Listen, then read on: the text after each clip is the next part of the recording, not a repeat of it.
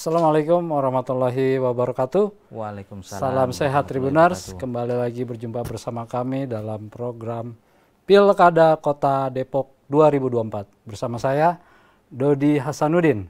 Di samping saya sudah ada Ketua KPU Kota Depok, Mas Willy Sumarlin. Assalamualaikum Mas. Waalaikumsalam. Wah, Bang cerah Dodi. nih kayaknya nih. Alhamdulillah cerah. Menghadapi Pilkada Kota Depok harus cerah dong. Iya. Tribuners, mari kita tanya yang santai-santai aja lah. Ya Mas ya. Siap. Tentang Pilkada Kota Depok. Mas, Pilkada Kota Depok ini kan sebentar lagi dimulai nih. Kira-kira gimana nih? Mungkin masyarakat Kota Depok harus tahu tahapan-tahapannya nih Mas. Terima kasih kepada Tribun News yang sudah mengundang KPU Kota Depok untuk melakukan dialog ini untuk persiapan pelaksanaan pilkada dan pemilihan gubernur dan wakil gubernur serta wali kota dan wakil wali kota Depok yang akan dilaksanakan pada tanggal 27 November. Nah, sejauh ini dari sisi anggaran kita sudah siap 100% untuk melaksanakan pilkada. Kemudian kita sudah melakukan rekrutmen badan ad hoc, baik itu PPK, PPS maupun Pantarlih ya. Nah, saat ini sedang melakukan proses pencocokan dan penelitian mulai dari tanggal 24 Juni kemarin nanti sampai dengan tanggal 25 Juli. Nah, progresnya sampai dengan tadi siang itu sudah 97%. Mudah-mudahan dapat segera selesai sebelum tanggal 25 Juli. Nah, setelah itu 97%. Ya. Wih, luar biasa dong ya. Nah, setelah nanti pencocokan dan penelitian akan dilakukan penyusunan daftar pemilih sementara. Nanti untuk penetapan dilakukan secara berjenjang mulai bulan Agustus, kurang lebih ya di tanggal 8 sampai 10 Agustus untuk di tingkat kotanya. Oke. Mas Willy nih, ada pertanyaan dari masyarakat nih. Misalnya ada masyarakat yang pindah pada bulan Agustus mungkin. Terus ada masyarakat yang usianya pada Agustus ini 17 tahun. Itu apa bisa memilih tuh? Bisa. Jadi untuk data kemarin kita menerima dari Disdukcapil Kota Depok, menerima data dari Dinas Kependudukan Provinsi DKI Jakarta bahwa ada kurang lebih 24.000 nik yang dinonaktifkan dari pemerintah Provinsi DKI Jakarta. Nah, sebagian itu mereka sudah melapor ke Disdukcapil Kota Depok. Nah, itu sudah kurang lebih 11.000. 11.000.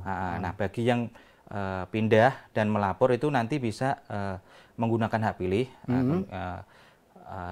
Kalau yang belum melapor, jadi masih belum bisa karena kan statusnya di sana sudah dihapus, di Kota Depok belum terhapus. Nah, bagi pemilih pemula yang nanti pada tanggal 27 November berusia 17 tahun, mereka bisa menggunakan hak pilih. Nah, ada upaya-upaya yang dilakukan oleh Dinas Kependudukan dan Catatan Sipil Kota Depok melakukan jemput bola dengan mendatangi ke sekolah-sekolah bagi siswa yang nanti berusia 17 tahun itu dilakukan perekaman EKTP. Gitu.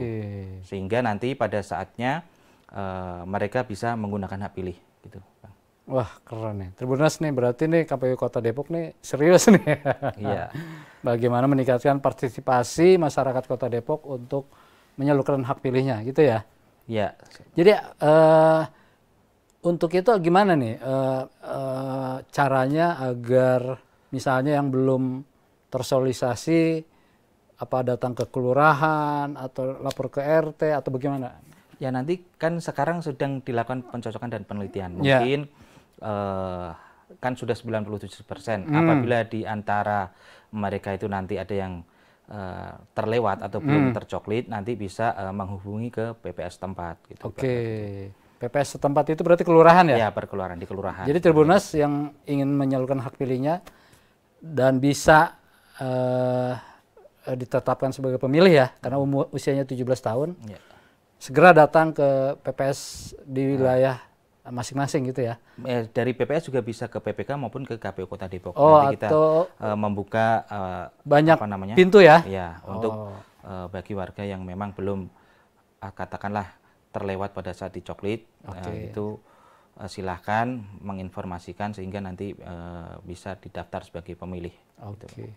Kemudian bagi yang sakit mungkin dan tahanan itu gimana tuh Pak? Nah, nanti untuk saat ini memang belum apa namanya, kita hanya untuk TPS yang reguler ini. Reguler, nanti kita akan membuka untuk TPS khusus. Kemarin di pemilu legislatif maupun pilpres kita ada 3 lokasi TPS khusus di Rutan Cilodong, kemudian di Rumah Sakit UI sama di Pesantren Kotrunada. Nah, nanti kita akan melakukan pendataan kembali untuk mendata warga binaan agar dapat menggunakan hak pilihnya juga kemudian di pesantren maupun di rumah sakit agar mereka bisa terfasilitasi di dalam menggunakan hak pilih di dalam pilkada. Tetapi ada perbedaan.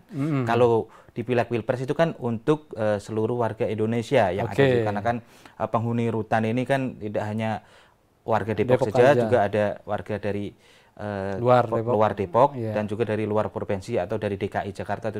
Nah, yang kita fasilitasi itu untuk pemilihan gubernur dan wakil gubernur dan wali kota dan wakil wali kota ini nanti adalah untuk warga yang ber-KTP Jawa Barat dan warga yang ber-KTP Depok. Oke, jadi warga masyarakat Kota Depok yang menjadi pemilih tapi ditahan gitu ya.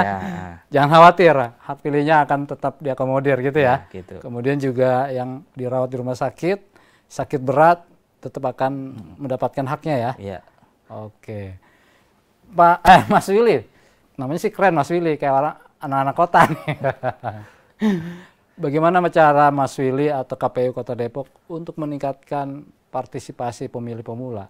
Karena kita tahu nih kan pemilih pemula ini punya banyak ragam pemikiran dan segala macam gitu. Untuk meningkatkan partisipasi pemilih pemula, kita akan melakukan namanya KPU Goes to School. Jadi KPU Goes to School. Ya, ini untuk pemilih pemula yang berasal dari SMA. Jadi kita akan menyasar mungkin SMA yang ada di Kota Depok untuk melakukan sosialisasi bagi pemilih pemula. Juga nanti juga ada lomba cerdas cermat di tingkat SMA.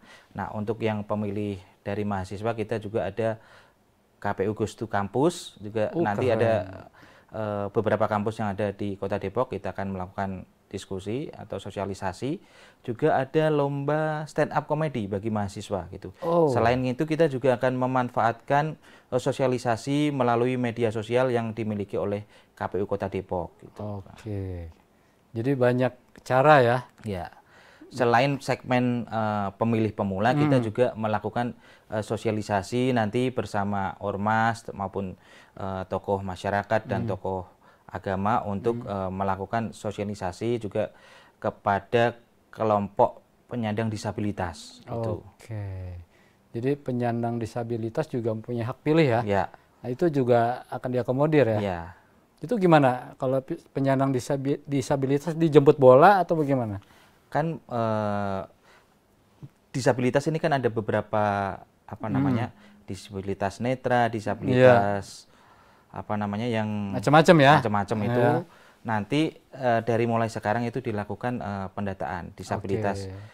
Misalkan di satu TPS itu ada berapa pemilih disabilitas, nanti juga akan tersedia alat bantu bagi mereka yang misalnya katakanlah pemilih netra ibaratnya kan gitu. Nanti akan ada semacam huruf braille untuk membantu mereka para disabilitas netra.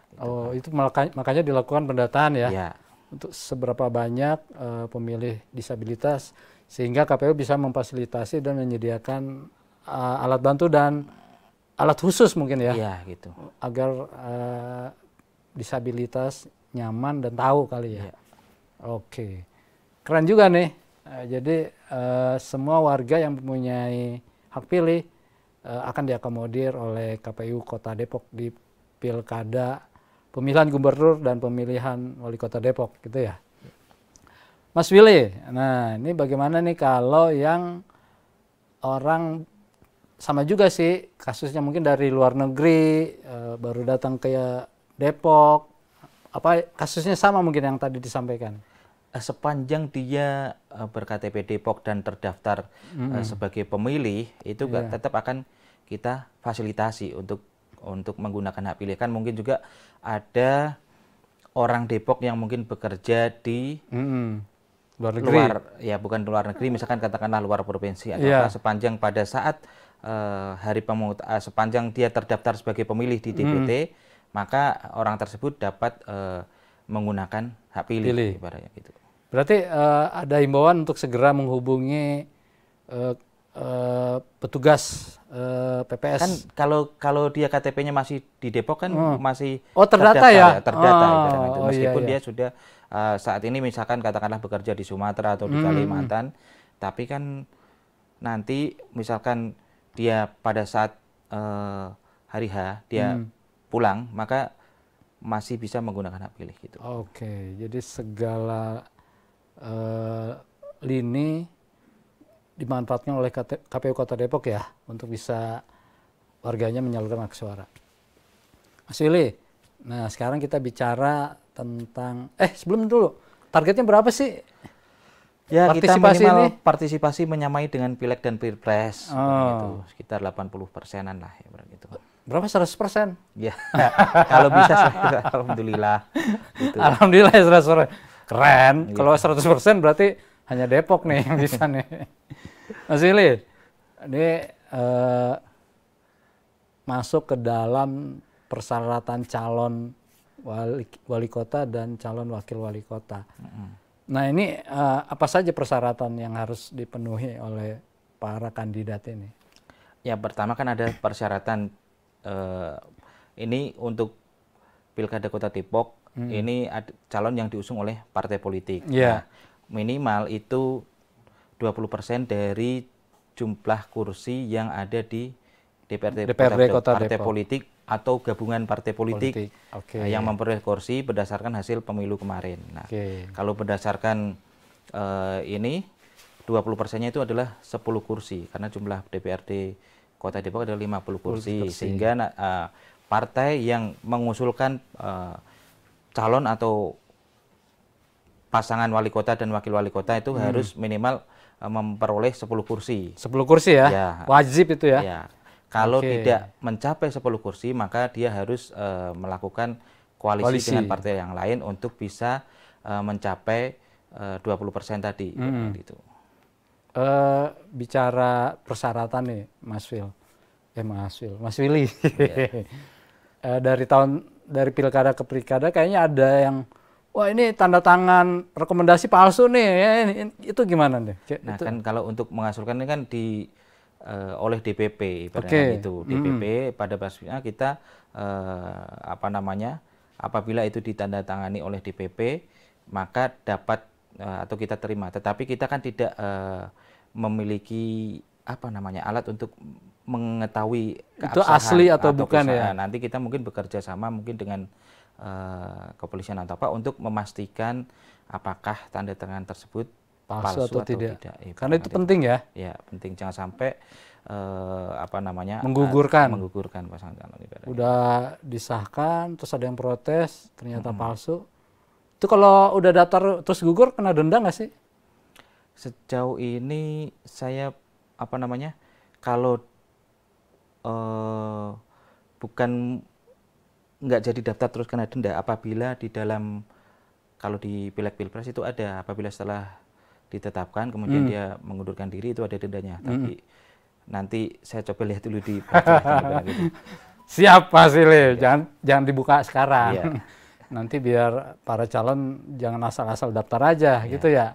Jadi harus penuh keyakinan dan jangan sampai menjadi masalah di kemudian hari. Mas Wil, saya enaknya manggil Mas Wil nih. Terus mulai pendaftaran itu kapan sih?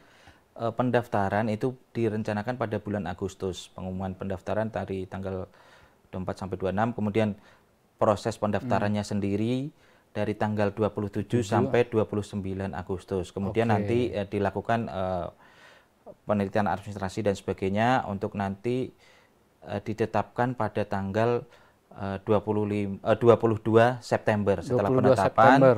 Kemudian dilanjutkan dengan masa kampanye dari tanggal 25 September sampai dengan bulan November 24 atau 23 November gitu. Sepanjang 60 hari untuk masa kampanye. Ya. Masa kampanye. Setelah itu baru masa hari tenang. Masa tenang. Kemudian dilakukan pemungutan dan penghitungan suara pada tanggal 27 November. 27 November ya. Ya. Jadi 27 November warga Depok yang punya hak pilih jangan kemana-mana. Jangan liburan loh. Ya. Setelah nyoblos liburan, Bari.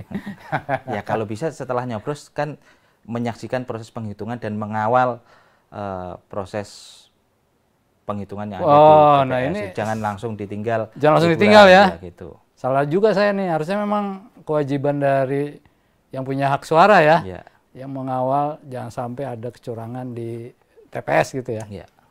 Oke. Mas Wil, nih ada pertanyaan. Kalau apa sih yang dilarang di masa kampanye? Ya, dilarang di masa kampanye. Tidak boleh mempersoalkan dasar negara. Tidak boleh melibatkan TNI Polri dan juga ASN di dalam pelaksanaan kampanye. Dilarang menjanjikan dan atau memberikan uang dan atau materi lainnya di luar bahan kampanye yang sudah disepakati seperti itu. Tidak boleh menghina salah satu paslon atau menghina SARA ya.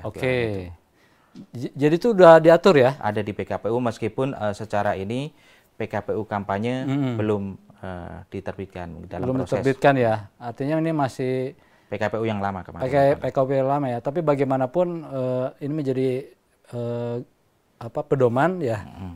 Agar kampanye berjalan tertib, aman dan damai gitu ya. Mas Wil, kalau ada pasangan yang melanggar itu apa sih sanksinya? Nanti kan ada Bawaslu yang akan menilai pelanggaran seperti apa yang dilakukan oleh pasangan calon tersebut, apakah masuk ke dalam kategori pelanggaran administrasi, pelanggaran pidana ataupun pelanggaran hukum lainnya, sehingga nanti Bawaslu memberikan rekomendasi berdasarkan jenis-jenis pelanggaran yang dilanggar. Gitu. Jadi itu ketentuannya Bawaslu ya? Ya, kalau terkait pelanggaran di Bawaslu ya. Gitu. Tapi kalau KPU memberikan edukasi ya? Nah, KPU akan menjalankan apa yang atau yang direkomendasikan oleh Bawaslu.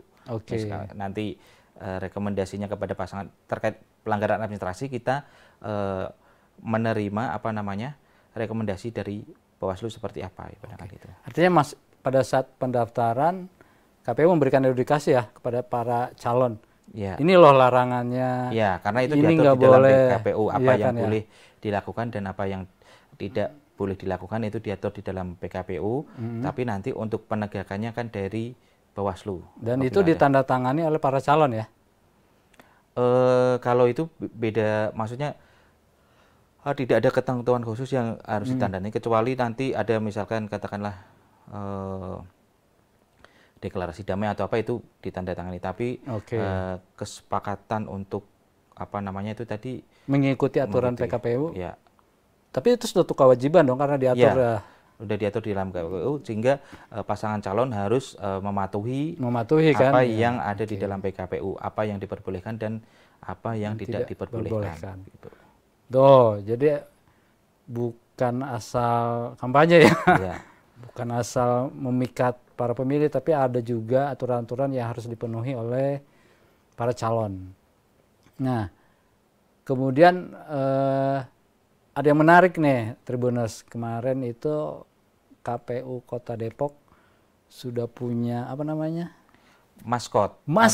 Nah, dan ya moto atau tagline dan satu lagi Mars ya?